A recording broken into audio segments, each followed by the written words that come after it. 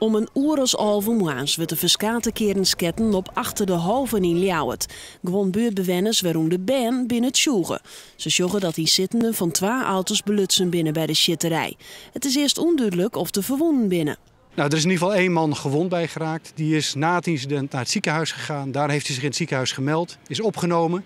En vanochtend is hij overgebracht naar het cellencomplex. En dat betekent ook dat zijn verwondingen licht zijn. Dus hij is ook verdachte, de slachtoffer?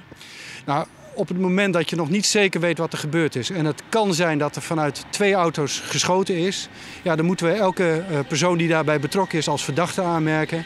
Maar de aanhouding van Fjouwermalje is de zaak nog net oplost. Zo onderzoekt de politie de aanleiding van de schitterij nog. Voor zover wij weten waren er 2 auto's betrokken bij het schietincident. Of er over en weer is geschoten, of dat uit 1 van beide auto's is geschoten, dat willen wij nog helder krijgen. En daar is het onderzoek ook mede op gericht. De schrik zit er goed in bij de buurtbewoners. Een shitpartij op kleerjochterdij. Wils Ben ontboet een binnen.